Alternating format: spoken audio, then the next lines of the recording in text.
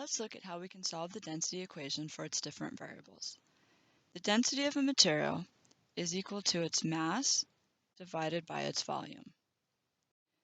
First, let's solve this equation for m. Solving for m means that we want an expression showing m equal to some expression including the rest of the variables. The equal sign in an equation means that the two sides of the equation represent the same quantity. Think of the equal sign like a balance. As long as I change each side of the balance in the same way, it stays even. This means as long as I do the same thing to each side of the equation, the equal sign stays true. Looking at the density equation, we see that m is not alone. It's being divided by v.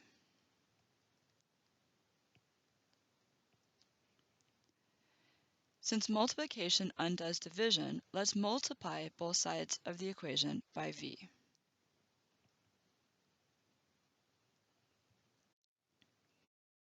Any quantity divided by itself is equal to 1, so on the right side of the equation, the volumes will cancel, leaving just m like we wanted. On the left side of the equation, we have v times d. So we have solved the density equation for m. Mass is equal to density times volume. Let's now look at the density equation and solve it for v. Solving for the volume is a little trickier.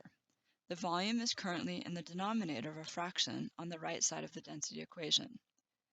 Since we want to find v and not 1 over v, we first need to get v into the numerator. To do this, multiply both sides of the equation by v as we did above. V will cancel on the right side of the equation, leaving us m is equal to v times d. We haven't isolated the volume, but we have gotten it into the numerator. Again, we're still trying to get an equation written with respect to volume. We notice that volume is now being multiplied by density. So if we divide both sides of the equation by d, the densities on the left side of the equation will cancel. The left side of the equation has only v left, and the right side of the equation is m divided by d.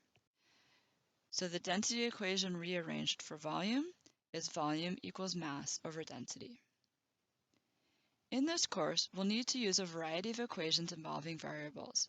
It's important that you know how to rearrange them to solve for specific variables because there are just too many examples to memorize each situation.